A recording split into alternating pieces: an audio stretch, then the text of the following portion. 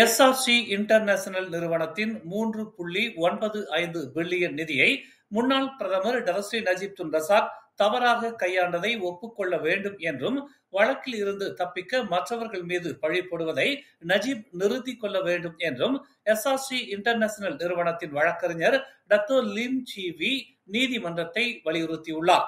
2011ஆம் ஆண்டு SRC international நிறுவனத்தின் 3.95 billion நிதியை பயன்படுத்தும் வழிமுறைகள் குறித்து நஜீப்பிற்கு வழங்கப்பட்ட அறிவுரைகளை நஜீப் மீறி உள்ளதாகவும், அந்த நிதி அப்போதைய பிரதமராக இருந்த நஜீப்பின் நேரடி பார்வையில் பரிவர்த்தனை செய்யப்பட்டதாகவும், மேலாளர்களின் தலையீடு இல்லாமல், அவர்களின் ஒப்புதல் இல்லாமல் நஜீப் பரிவர்த்தனைகளை மேற்கொண்டதால் 3.95 பில்லியன் தொடர்பான எந்த ஒரு சர்ச்சைக்கும் எஸ்ஆர்சி இன்டர்நேஷனல் நிறுவனத்திற்கும் தொடர்பு இல்லை என்றும் எஸ்ஆர்சி இன்டர்நேஷனல் நிறுவனத்தின் வழக்கறிஞர் டாக்டர் லிம் சி வி வாதிட்டார்.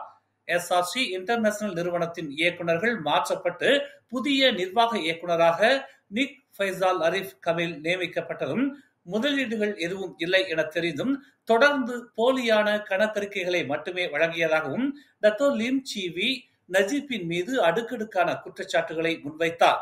முதலீடுகள் இல்லாததால் அரசு துறையில் அதிக லாபம் ஈட்டிய அரசு ஊழியர்களின் ஓய்வூதிய நிதி பயன்படுத்தப்பட்டதாகவும், அந்த நிதி மற்றொரு நிறுவனத்திற்கு மாற்றப்பட்டதாகவும், இந்நடவடிக்கை முழுக்க முழுக்க முன்னாள் பிரதமர் நஜீப், அப்போதைய எஸ்ஆர்சி இன்டர்நேஷனல் நிறுவனத்தின் புதிய நிர்வாக இயக்குநர் நிக் ஃபைசால் அரிஃப் கமில் ஆகிய இருவரின் தனிப்பட்ட விருப்பத்தில் மேற்கொள்ளப்பட்டதையும் டாக்டர் லிம் சி வி நீதிமன்றத்தில் சுட்டிக்காட்டினார். எஸ்ஆர்சி இன்டர்நேஷனல் நிறுவனத்தின் மூலமாக தனி நபர்கள் பயன்பெற்றார்களா என்பதை நீதிமன்றம் விசாரிக்க வேண்டும் என்றாலும், அதிகாரத்தை தவறாக பயன்படுத்தியது எஸ்ஆர்சி இன்டர்நேஷனல் நிறுவனம் இல்லை என டாக்டர் லிம் சி வி நீதிமன்ற விசாரணையில் வாதிட்டார். டிஏபி, அம்னோ மற்றும் மாசிச இளைஞர் பிரிவுகள் வெவ்வேறு பாதைகளில் செல்கின்றன என்றும், ஒன்றாக வேலை செய்ய முடியாது என்றும் டிஏபி இளைஞர் பிரிவு தெரிவித்திருப்பதை அடுத்து, அம்னோ இளைஞர் பிரிவு தலைவர் டாக்டர் அக்மல் சலே டிஏபி இளைஞர் பிரிவு தலைவர் உ கா லியோங்கிடம் கட்சியுடன் உறவுகளை துண்டிக்க சொல்லுமாறு சவால் விடுத்துள்ளார். இதனை உங்கள் முதலாளியான கட்சியின் பொதுச் செயலாளர் அந்தோனி லோக்கிடம் தெரிவிக்குமாறு டிஏபி இளைஞர் தலைவரை தாம் கேட்டுக் கொள்வதாக அவர் குறிப்பிட்டுள்ளார். அம்னோவுடன் உடனடியாக உறவுகளை துண்டிக்க சொல்லுங்கள், வெற்று பேச்சு பேசாதீர்கள், வெறும் பேச்சு என்றால் அது பயனற்றது என்று மெர்லிமாவ் சட்டமன்ற உறுப்பினருமான அவர் தெரிவித்தார். நேற்று ஒரு நிகழ்வில் இந்த கருத்துக்களை தெரிவித்திருந்தார். ஒற்றுமை அரசாங்க கூட்டணி கட்சிகளுக்கு இடையேயான ஒத்துழைப்பு கூட்டாட்சி மட்டத்தில் மட்டுமே உள்ளது என்றும், கட்சி இளைஞர் பிரிவுகளுக்கு இடையே இல்லை என்றும் அவர் கூறினார். உதாரணமாக, பேரா மாநில அரசாங்கத்தில் எம்சிஏ இளைஞர் அல்லது அம்னோ இளைஞர் பிரதிநிதிகள் இல்லை என்று அவர் சுட்டிக்காட்டினார். எனவே இயற்கையாகவே நாம் ஆழமாக ஈடுபட தேவையில்லை. நமது பாதைகள் வேறுபட்டவை, நமது லட்சியங்கள் சீரமைக்கப்படவில்லை, தத்துவங்களும் ஒன்றல்ல என்று அவர் கூறியதாக மேற்கோள் காட்டப்பட்டது. தனியார் நிதி முன்முயற்சி மாதிரி மூலம் மேற்கொள்ளப்படும் நாட்டின் முதல் செயற்கைக்கோள் ஏவுதளத்தின் வளர்ச்சியில் அரசாங்கம் ஒழுங்குமுறை அமைப்பாக செயல்படும் என்று அறிவியல், தொழில்நுட்பம் மற்றும் கண்டுபிடிப்பு அமைச்சர் சாங் லீ காங் தெரிவித்துள்ளார்.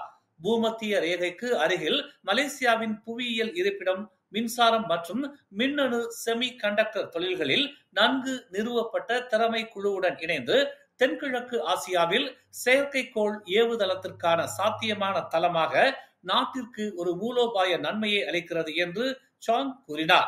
பூமத்திய ரேகைக்கு அருகில் ஒரு ஏவுதளம் இருப்பது எரிபொருள் பயன்பாட்டை 30 விழுக்காடு வரை குறைக்க உதவும் என்று அவர் கூறினார். பல செயற்கைக்கோள் நிறுவனங்கள் இப்போது தங்கள் சொந்த செயற்கைக்கோள்களை ஏவுவதற்கு போட்டியிடுவதால் இது மலேசியாவை ஒரு கவர்ச்சிகரமான இடமாக மாற்றுகிறது என்று அவர் கூறினார். செயற்கைக்கோள் ஏவுதலுக்கான தேவை மிக அதிகமாக உள்ளது. மேலும் மலேசியா பல பலங்களை கொண்டுள்ளது. ஒன்று, பூமத்திய ரேகைக்கு அருகில் உள்ள நமது மூலோபாய இடம். ராக்கெட் ஏவுதலுக்காக இது எரிபொருளை சேமிக்க உதவுகிறது. அதே நேரத்தில் விண்வெளி தொழில்நுட்பத்திற்கு அவசியமான மின் உற்பத்தி மற்றும் செமி கண்டக்டர் துறைகளில் உறுதியான அடித்தளமும் உள்ளது. இங்கு இயற்கை பேரழிவுகளுக்கு ஆளாகும் வாய்ப்பும் குறைவு. செயற்கைக்கோள் ஏவுதளத்திற்கான சரியான செய்முறை நம்மிடம் உள்ளது என்று தாம் நம்புவதாக அவர் இன்று விஸ்மா பர்னாமாவில் மூத்த ஆசிரியர்களுடன் கான்கார்ட் கிளப் மன்றத்தில் கலந்து கொண்ட பிறகு இதனை தெரிவித்தார். உள்நாட்டு வர்த்தகம் மற்றும் வாழ்க்கை செலவின அமைச்சின் கிளந்தான் கிளை நேற்று மேற்கொண்ட நடவடிக்கையில் சமையல் எண்ணெய் பாக்கெட்டுகளை கடத்தும் கும்பல் ஒன்று முறியடிக்கப்பட்டு 2 அரசு ஊழியர்கள் உட்பட 8 பேர் கைது செய்யப்பட்டனர். எல்லை நுழைவு புள்ளிகளில் கும்பலின் நடமாட்டத்தை எளிதாக்கும் எதிர் நடவடிக்கைகளில் சந்தேக நபர்கள் ஈடுபட்டதாக நம்பப்படுவதாக தெரிவிக்கப்பட்டுள்ளது. கொத்தபாறு மற்றும் பாசிர் புத்தவை சுற்றி கடற்படை போலீசாருடன் 3 தனித்தனி சோதனைகளை உள்ளடக்கிய இந்த நடவடிக்கை இரவு 7:05 மணிக்கு தொடங்கியதாக அமைச்சின் கிளந்தான் இயக்குநர் அஸ்மான் இஸ்மாயில் தெரிவித்தார். டொயோட்டா வெல்ஃபயரில் 11 டன்களுக்கும் அதிகமான சமையல் எண்ணெய், கார் மற்றும் 2 லாரிகள் கண்டுபிடிக்கப்பட்டதாகவும் 4,82,225 ரிங்கிட் மதிப்புள்ள பொருட்கள் பறிமுதல் செய்யப்பட்டதாகவும் அவர் கூறினார். இந்த கும்பலின் 28 வயது தலைவரான டத்தோ ஜான் பாசிர் மாசில் குறைந்தது 3 வழக்குகளில் ஈடுபட்டதற்காக 2023 முதல் தேடப்பட்டு வருகிறார். 27 மற்றும் 41 வயதுடைய 2 அரசு ஊழியர்கள் எல்லையை தாண்டி மானிய விலையில் சமையல் எண்ணெயை ஏற்றிச் செல்லும் வாகனங்களை கடப்பதற்கு வசதியாக ஆய்வு கவுண்டர்களில் கும்பலுக்கு உதவியதாக நம்பப்படுகிறது என்று அவர் இன்று கூறினார். தாய்லாந்திற்கு கடத்துவதற்காக ரந்தாவ் பஞ்சாங் அல்லது சுமைகோலோ குடியேற்ற சோதனை சாவடிகள் வழியாக போக்குவரத்துக்காக லாரிகளில் இருந்து வெல்ஃபயருக்கு சமையல் எண்ணெயை சிண்டிகேட் மாற்றியதாக அஸ்மான் தெரிவித்தார்.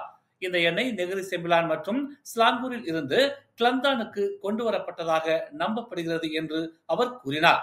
சந்தேக நபர்கள் இன்று நீதிமன்ற காவலில் வைக்கப்படுவதற்காக நீதிமன்றத்திற்கு கொண்டு வரப்பட்டதாக அவர் தெரிவித்தார்.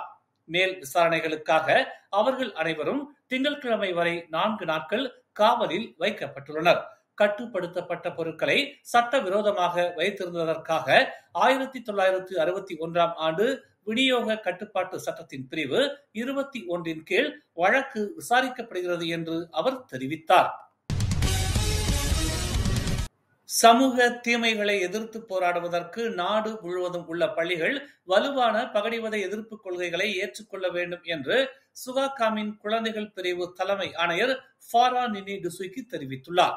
ஆஸ்திரேலியா, இங்கிலாந்து, கனடா மற்றும் நியூசிலாந்து போன்ற நாடுகளில் உள்ள கொள்கைகளில் இருந்து மலேசிய பள்ளிகள் கற்றுக்கொள்ள முடியும் என்று அவர் தெரிவித்தார். இந்த நாடுகளுக்கு கொடுமைப்படுத்துதலுக்கு எதிராக குறிப்பிட்ட சட்டங்கள் இல்லை என்றாலும் அவர்களின் பள்ளிகள் வலுவான உள்கட்டமைப்பு கொள்கைகளை நடைமுறையில் வைத்திருக்க வேண்டும் என்று அவர் தெரிவித்தார். ஒவ்வொரு பள்ளியும் மாணவர்கள், பெற்றோர்கள், பள்ளி ஆசிரியர்கள் மற்றும் நிர்வாகிகள் கையெழுத்திடும் மாணவர் பாதுகாப்பு கொள்கைகளை கொண்டிருக்க வேண்டும் என்று அவர் சுட்டிக்காட்டினார்.